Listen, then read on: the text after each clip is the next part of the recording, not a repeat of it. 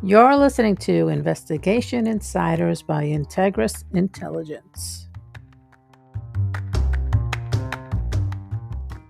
Hello again, everyone. Welcome to another episode of Investigation Insiders. This is Forhad. I hope you are all well and safe. First, I want to apologize for the way I sounded on the last episode. I was dealing with some allergies, and when I listened to it afterward, I sort of thought to myself I should have probably given it a day or two. So my apologies on that. But to get back to the episode, and I know I sound like a broken record, but we have a very, very special guest today, Jeff Miller. Thanks for joining us, Jeff. How are you doing today? Doing great. Thanks for having me. Absolutely. So, just for context, Jeff and I met, I guess, many years ago at this point when he left the Pennsylvania State Police and joined the National Football League, where he eventually became the chief security officer and stayed there through 2016. We've sort of stayed in contact um, since then, and had a chance to work on some things together. I've always enjoyed working with and learning from Jeff, and I was hoping we can share some of that knowledge with our audience. So, Jeff, perhaps you can start with a high-level overview of your career. Great. Yeah, as you said, I started my career with the Pennsylvania State Police. So I spent almost 25 years with the department, and that was my career in law enforcement, and really enjoyed that. And then after I retired from the Pennsylvania State Police, I ended up at the National Football League in New York, and like you said, ended up being the chief security officer for the league. And when I retired from the NFL, I did some work for a security company in New York, and then moved out to Southern California and opened my own consulting firm, which I still have today. And a handful of years ago, 6 years ago, the Kansas City Chiefs approached me and lured me back into the NFL to be their vice president of security for the Chiefs. So I just started my sixth season working with the Chiefs, and I enjoy doing that. So that's kind of my career in a nutshell. As modest of a description as I think I may have heard on the show just to date. So, just Jeff, when you retired, you were basically the head of the Pennsylvania State Police. Is that accurate?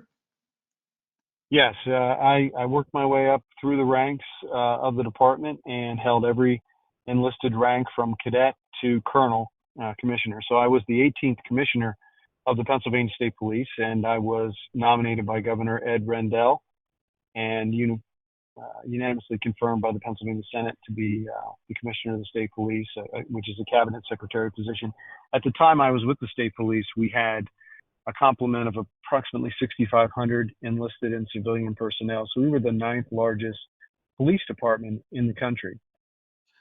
Yep. And we'll get into a little bit more about that as we progress here in the show. And sort of equally as modest is the impact you've had on the Kansas City Chiefs. Can you talk about your joining the firm and how, or joining the team, and how they've won multiple Super Bowls since?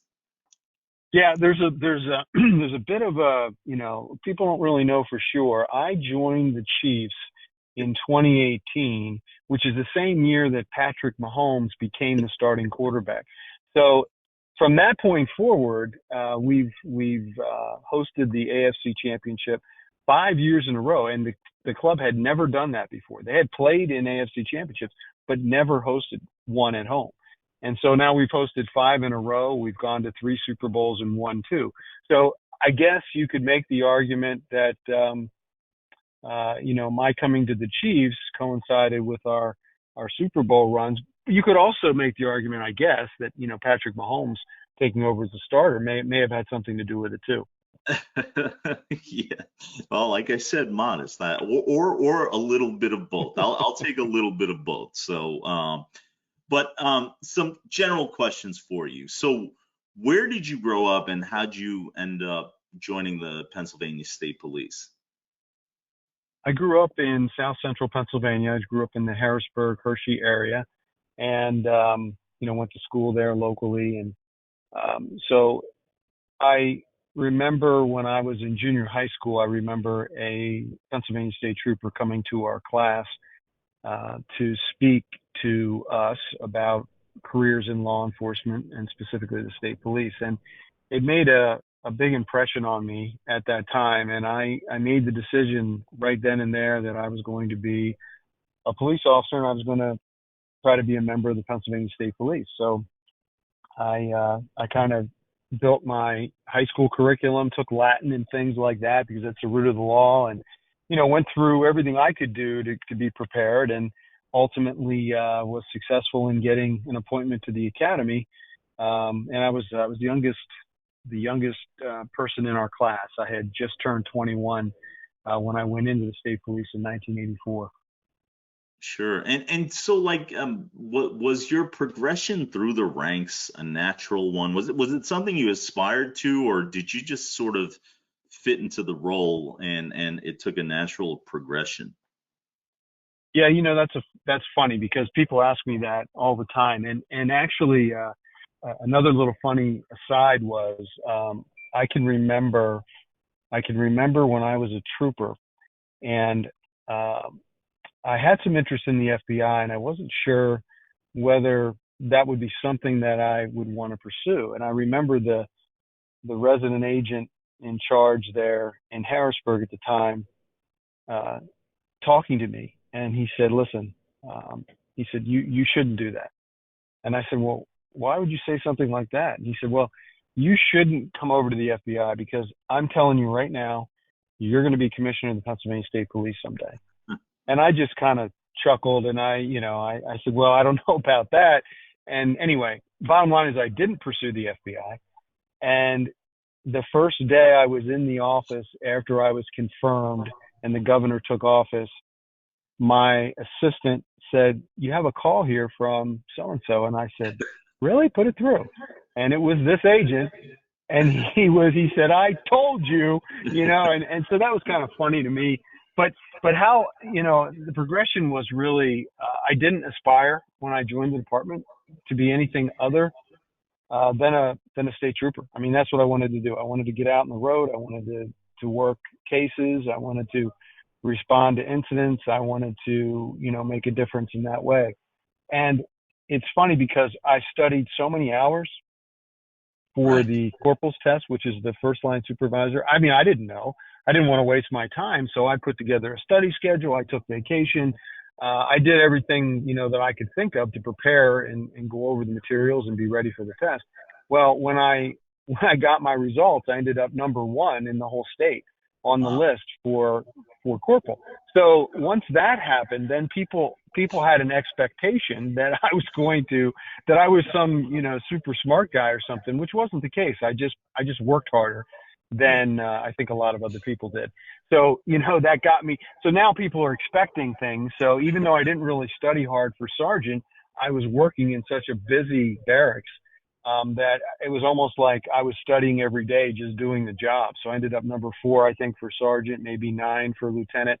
So Yeah. once you get to a certain point, once you make lieutenant, then you start to think, well, I'm going to try to make captain. I'm going to try to make major. You know what I mean? So it takes on a life of its own once you reach a certain point. But I certainly didn't start with the goal of being commissioner of the state police in mind.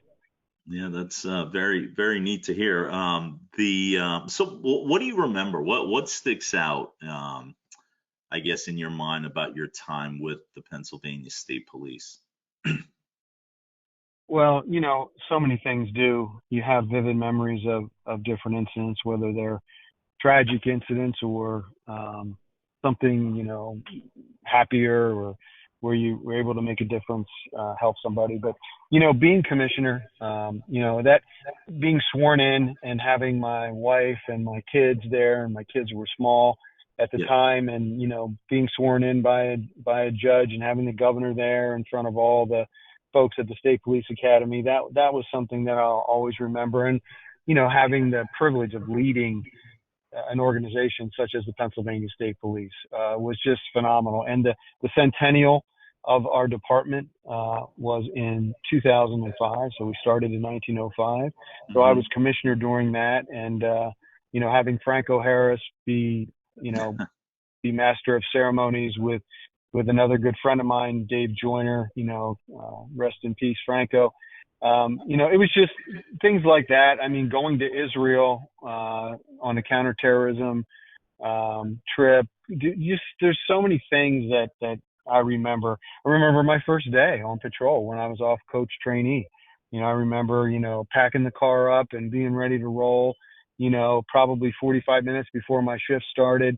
I remember that. I remember the first incident that I went to where I jumped out of the car and I'm 21 years old and all these people stop and they look at me for instruction, for direction. You know what I mean? And so Yeah. that's a really unique moment in your life when you think, I am by far and away the youngest person standing here, but all of these people are looking to me to solve this problem. And what should they do? So Hmm. that's something when that happens, you it makes an impression on you, and then you go on throughout your career. Sure. No, that's a great synopsis. So you retired after I think about 20, maybe a little over 24 years. What was it that like why'd you decide to now hang up those boots, and was it the opportunity at the NFL or?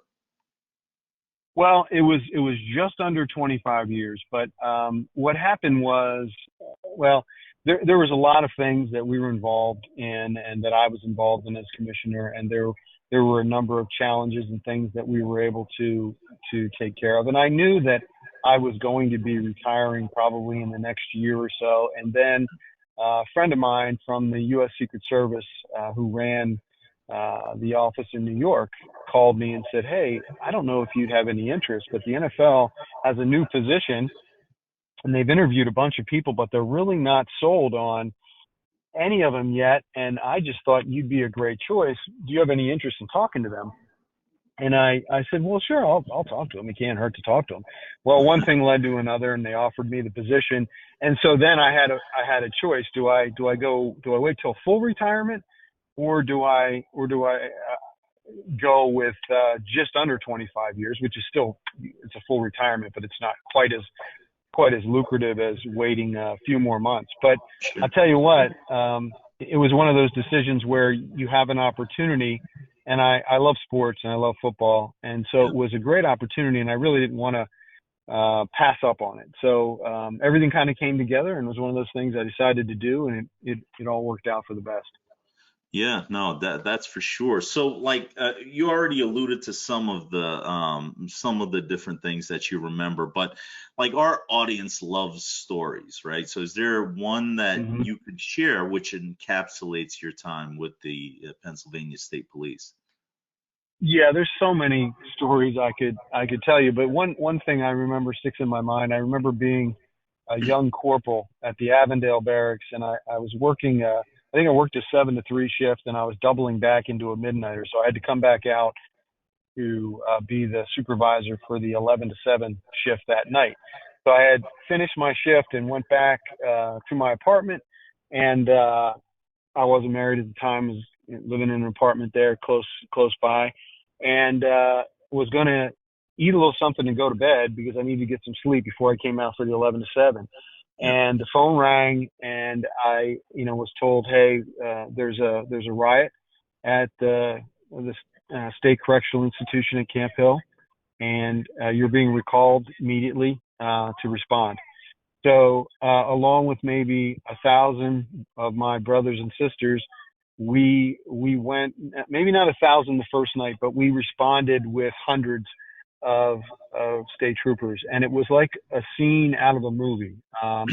Fire, buildings burning, smoke everywhere, helicopters in the sky, and we're inside the walls of the prison, uh, getting ready to take the prison back. And I remember I was a corporal at the time, first line supervisor. I remember a higher ranking officer came to me and provided me with a shotgun and ammunition and said, "Do not surrender this weapon unless it's completely empty."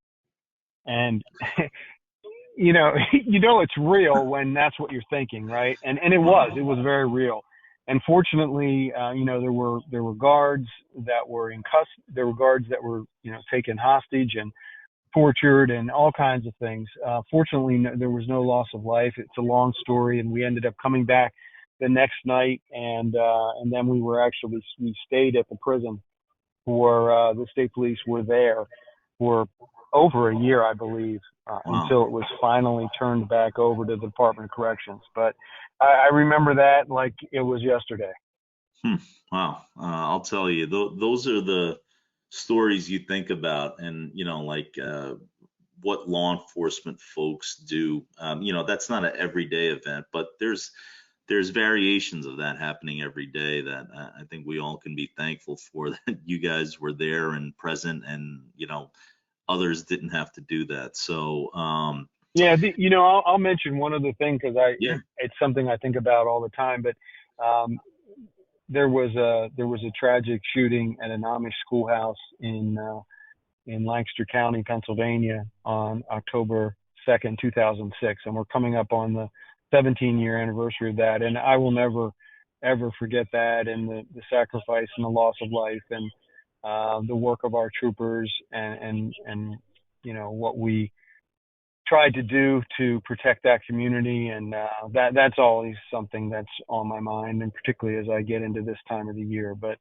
I won't go into details, but if anyone's interested, you can certainly find it online. Sure. No, I appreciate you sharing that, Jeff. And so, um, to kind of transition to the topic of the show, so we just went through the UN General Assembly here in New York. Needless to say, there are a lot of moving I'm pieces that, familiar. yeah, I'm familiar to with be it. coordinated. So that, along with the NFL season starting and everything else, is sort of the inspiration for this show, which is like event security, right? And I thought, just between your public and private sector experience, I thought you'd be a really great guest to have to discuss the topic. So perhaps, again, we could start with a high level overview of the things that need to be considered for an event like a football game or other type of event. Right. So if you're talking about like an NFL football Yep. game, or a college, a major college game where you have, 70, 80, 90, 100,000 people in attendance, there are a number of things to consider. At the NFL level, we have something called the best practices for stadium security, which, when I was there at the league in 2008, we got certified and designated by DHS as qualified anti-terrorism technology. So the policy itself was anti-terrorism technology, and that policy is something that all of us in the NFL, and even in my consulting world outside the NFL, I use as a template that you can scale up or down, but the principles of it remain the same, whether it's a large event or a small event. So there's a lot of pieces to that, but in short, it's really a way to understand the nature of the event that you're going to put on, and the practical steps that you need to take in each area of risk to elevate your security posture and reduce the chance of a terrorist incident, or something that could endanger the lives of the individuals or patrons that are going to attend that event. Sure. So what's the process for assessing the various risks and prioritizing? Because I imagine that, like, well, again, we've seen it firsthand as well. I mean, there is a lot that goes into putting an event like that together. So what's the process for just kind of assessing and then prioritizing? Yeah, well, I think that for me, the process begins with um, an assessment of where you are as far as your venue, right? So you want to always be assessing your venue against best practices, and making adjustments or tweaks as necessary. Again, coming out of a previous event and looking at, okay, what can you improve, and was there anything that wasn't executed in accordance with the plan that we laid out?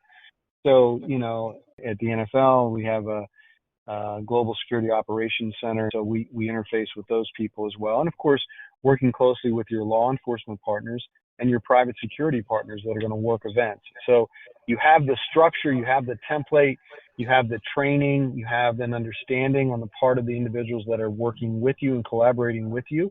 And then it's a matter of everyone taking ownership of their particular area to make sure that we're all on the same page, trying to do our very best to protect the venue and the people that are going to come to the event. Sure. So at like a high level, can you describe what the days leading up to an event look like? Yeah, so if you're talking about a venue like an NFL venue, Hmm. most of the time those venues are going to be maintained in a robust and secure fashion. The majority of the time, it'll. What I mean by that is they're pretty much locked down. There's certain access points. You've got all kinds of security and cameras and everything. So it's not like they're just an open fairgrounds and now you're going to have a concert on the weekend. We have in the NFL or a major college, most of the time they're going to be locked down pretty well. And then you ramp up as you get closer. So leading into an event, you're constantly gathering information. There's a lot of information requests from other areas within your control, other areas that are actually contributing to the event. So it could be production or marketing. So you're taking input, you're also providing feedback, you're having meetings, you're having ops meetings. All the main players from all the different departments are on in a meeting so that we can go through that process of talking through the changes and unique items, if you will, and that way we're all speaking the same language. And then as you get closer to the game or event, obviously the day before is very, very busy, and you may have, VIP security teams, governmental, could be, from the federal government or the governor's detail or entertainment people, so you're fitting all that stuff in and making sure that they understand your policies. So you're going through that. It's just a lot of things, and then you're going into lockdown for the stadium. So there's searches that are done and barriers and all of that is put into place in accordance with the plan. And then you're on game day, you're executing, and it's a long day from start to finish till everyone's out of there and home and off the property, and everything's been processed and everything's in reports are done, arrested people are transported, et cetera, et cetera, et cetera. So that's kind of an overview, but as you can imagine, just like any major event, you have a lot of moving parts. And I think when you've been doing it as long as I have, it becomes second nature to like at this time I should be looking at this, at this time I should be looking at that, where's this report, so and again, your team that works with you, they get into a groove, and then it's a little easier to kind of make sense of all this. Sure. So obviously, with all the people and entities and everything involved here, can you talk a little bit about how communication plays a role and how you sort of manage that so that, I mean, sometimes there's even competing interests in terms of, things going on. So how do you look at that, and how do you think, how important of a role do you think it plays, and how do you think it's best sort of executed? Yeah, communication is extremely important, and I have to smile because a good friend of mine, Frank Sapovitz, who was also a senior vice president of the league, and he was in charge of events, and we worked together on many Super Bowls where we sat next to each other and helped run the game from an operations standpoint. Frank used to say in all the meetings leading up to Super Bowl, and he had little sayings, and one of them was "communicate or die," and tongue in cheek. But the bottom line is, there's nothing too small. Everyone needs to be. You can't have silos. You have to absolutely communicate effectively for particularly an event such as Super Bowl to go off well. There are so many people and departments and governmental entities, et cetera, that you really, really need to tie together. So yeah, communication absolutely key leading up to and on event day. Sure. So kind of along those same lines is like getting buy-in from the various stakeholders, right? Like, how do you? I imagine that's an important part of the communication. How do you get buy-in from people? In terms of just again, like to some extent, like security and all the steps that are taken can be a nuisance, right? I mean, it's not the event; it's an ancillary component of the event. So how do you get people's buy-in? Yeah, so I think, and when I first started the NFL, security was beginning to be more ramped up in the process. And I think to shorten this, I'll just say number one is understanding that security touches everything that goes on. And then number two, building a cohesive team.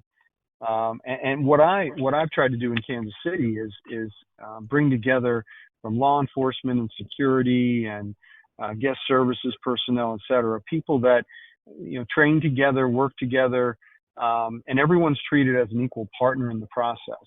Everyone has input and ideas, et cetera. And if you treat people as part of a team, I think you'd be surprised at how effective a team you can build. And over the course of time and a number of years, et cetera, that can really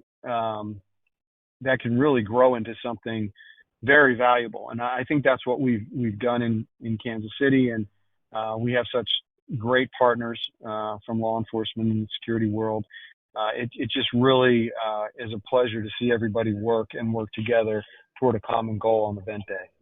Sure. No, I think that makes a lot of sense that it's not just a one day, one event kind of thing, but you got to look at it as kind of ongoing. So I think that's a great point. So what happens after an event is over, football game or otherwise? What are things that people should be doing, and how, like what's important in terms of making sure that what went well should be emphasized and what didn't go well is discussed. Yeah, so after egress occurs and everyone's out of there are a number of meetings and things that happen during the course of the next week, and sometimes simultaneously with getting ready for the next event.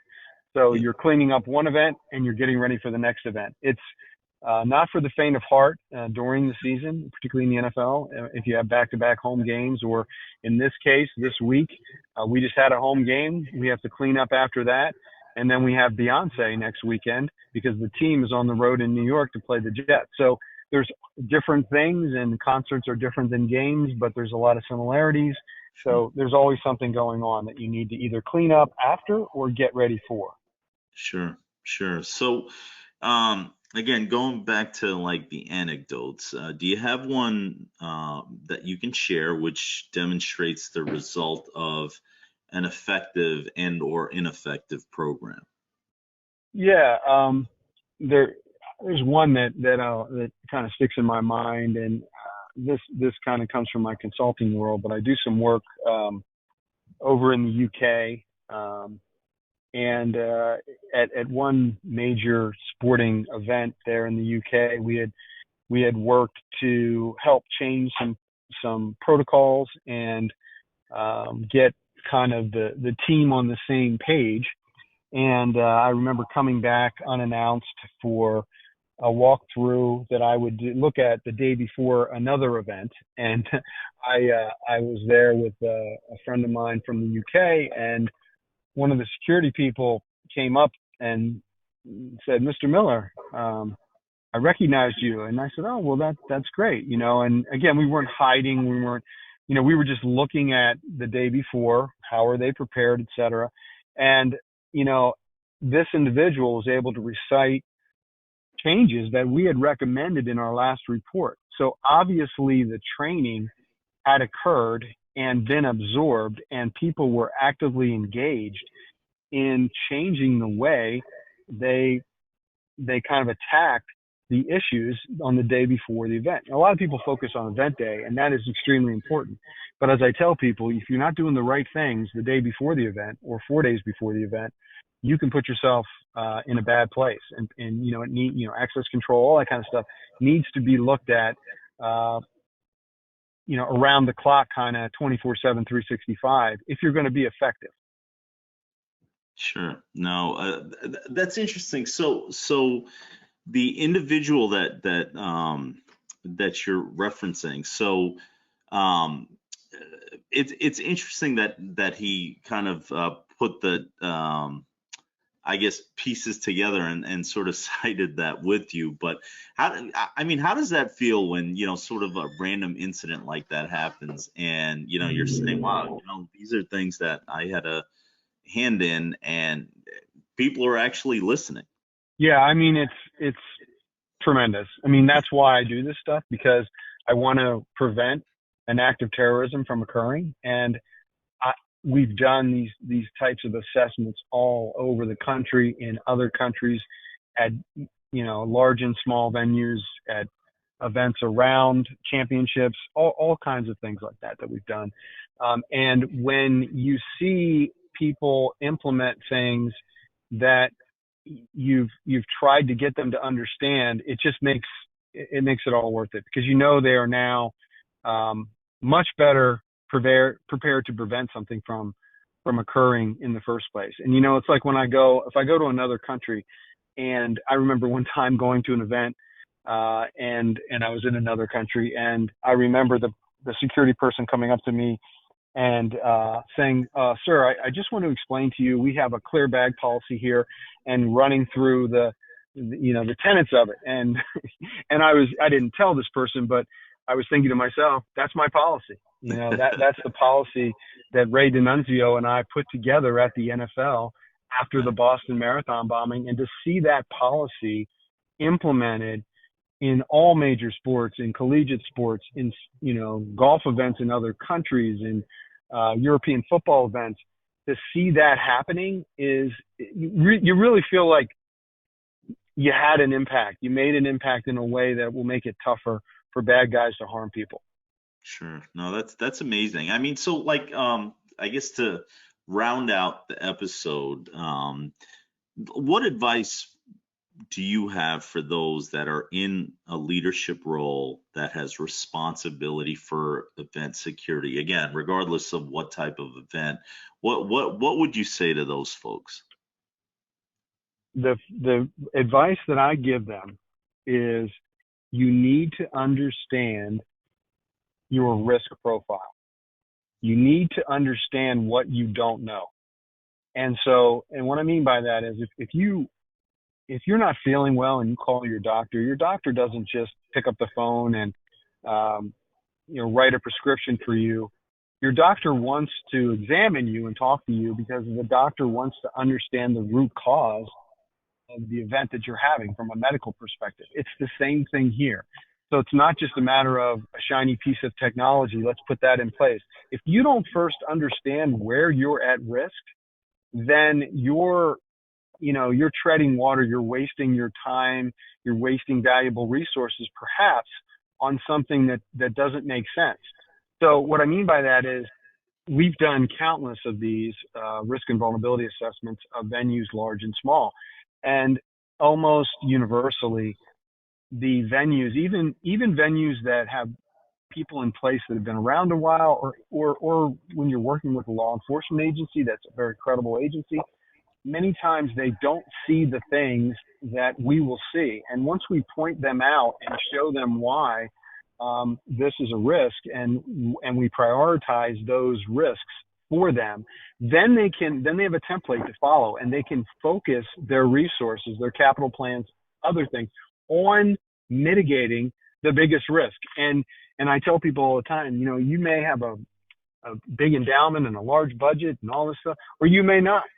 And either way, there are solutions that are tried and true that can be applied to your venue that will make you much safer right away. Even if you don't have a big budget, it's not all about money. It's about, there are ways to mitigate that risk. But you first have to understand where you're really at risk. And a lot of times people just don't have that background, and they haven't been trained in, they don't really know what they don't know. And once you give them that information, it's like you see the light bulb go off. Geez, I've been walking past that for 12 years and I had no idea, and it's a whole process, right? It's a whole overlay of the best practices. But that's what I would tell people is, Have someone credible come in and look at your operation from top to bottom. Because once you do that and understand what you need to address first, now you're on your way to success. Sure, sure. Yeah, I think that's solid advice. I think that too many people, I mean, again, we're talking about event security, but really, I mean, this is applicable across all forms of risk, right? Where people wait to tackle everything before they tackle anything. And there are, fundamental changes that could be made which make you safer. So I think that's a great, great tip. And I really, again, appreciate you joining me, Jeff, for the this episode. We're going to put Jeff's contact information in the description of the podcast. Feel free to reach out to him directly or contact us, and we'll get you connected with him in case you have any questions or follow-up items or anything like that. He's a great resource, and has a really deep knowledge set. So use it if you're in need. So Jeff, I really appreciate you getting on the show with us, and I thank you for your service to the country, the leadership you've provided in the private sector, and your friendship. So thank you so much. Thank you so much for having me. It's been my pleasure. Absolutely. Well, until next time, thank you all for. Don't forget to follow us. We are on LinkedIn and Facebook, Instagram, Twitter, and YouTube.